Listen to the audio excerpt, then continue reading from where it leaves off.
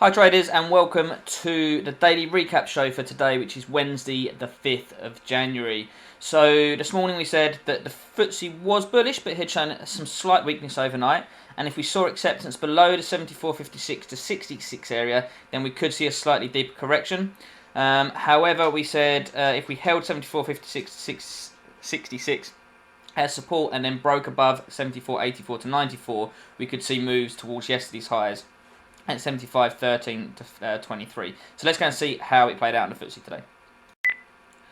Okay, so as expected, basically the FTSE didn't come back down and retest this 56 to 66 area. It tested it overnight, held it as support around sort of 6 o'clock.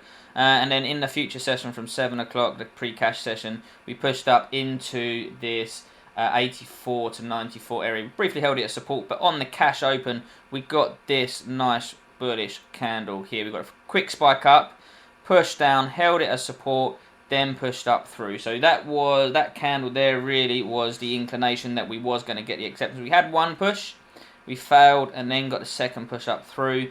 There was a continuation pattern of sorts here to push up, and then after that we pushed up to this 13 to 23 area, and we just really consolidated around there all day. Didn't really get any proper acceptance or breaks above. As you can see, the main resistance on the day was slightly higher. So we will probably have to readjust our zones. The zone of resistance from the day before was slightly higher, so it seems that was the actual resistance. So we'll have to probably readjust that main zone slightly higher tomorrow. However, as you can see, we got the push up through that zone, and then we did push higher. So the zone and the analysis this morning was good. So we'll see what happens overnight. We have FOMC tonight, so that could influence the markets as well. And you can this sort of very rangy market here is very typical of FOMC. Like, we had that initial push, but after that we really only had a 20-point range for the rest of the day after the first hour. So that's very typical of FOMC. We'll see what FOMC brings, and then we'll go again tomorrow. Now let's go take a look at the DAX.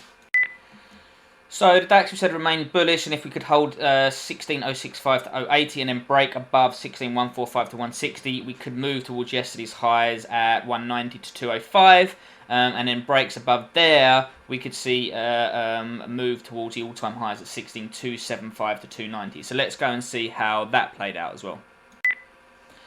Okay, so the analysis on the DAX was pretty good. I just want to point something out as well. There was actually a trade which failed, which was legitimate to take. We actually took it ourselves and had a loser with this one.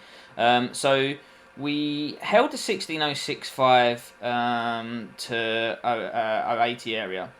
We then pushed up and broke above that 145 to 160. So we was bullish. However, we did then see that initial move to the 16.190 to 205 area, which we was expecting. So the market had done what we expected here. It held there. When it held there, we broke above this zone here.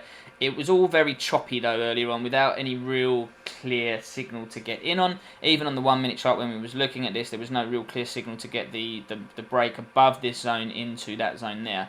However, there is a setup just here. It takes out the liquidity that we always talk about. Just there. So you can see it takes out that liquidity. It just takes out the top of that zone and puts in a reversal and then triggers in. So we did actually get triggered into this trade, even though we know that this always happens and then can often be the signal for a deeper reversal. We was at the resistance of the first resistance that we set at 16.190 to 205, but that actually ended up being a loser. And as you can see, we actually sort of set up a continuation pattern straight after, which then broke up through.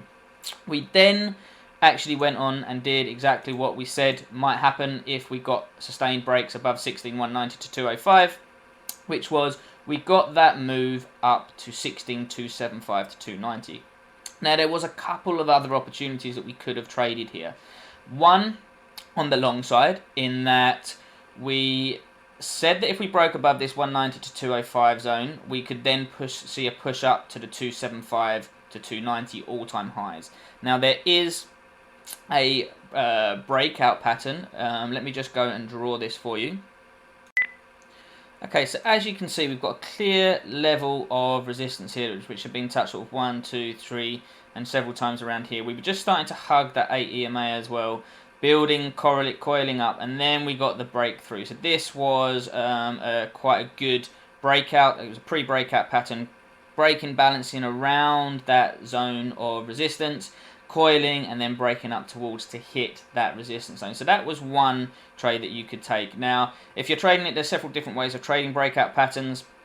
You can have the stop back below the zone here, which would have been below the moving averages. That would have been your wide stop, where you could have it below the previous. So this is this candle here was the sort of push up, so you could have it below there.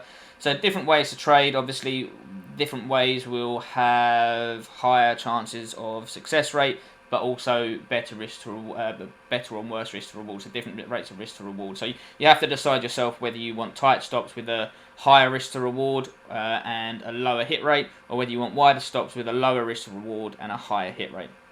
So that was a potential breakout opportunity, and then there was one final opportunity from the sell side right at this zone here, which was a nice reversal here, which came back down and tested this zone again. There is actually a reversal pattern there. Personally, I wouldn't have taken this one having come off this main resistance zone, all-time highs. You can often sometimes see reactions from all-time highs when it hasn't been there for a while. So although this is a reversal pattern, it's not one that I would have taken having held the all-time highs key zone for today, as there was always the potential for a deeper retracement. So a few opportunities on the DAX. Some good things to take away, but again, the zone's working really well, the pattern's working really well, the analysis was good again. So I hope you found this useful, guys, and I'll speak to you again tomorrow. Cheers.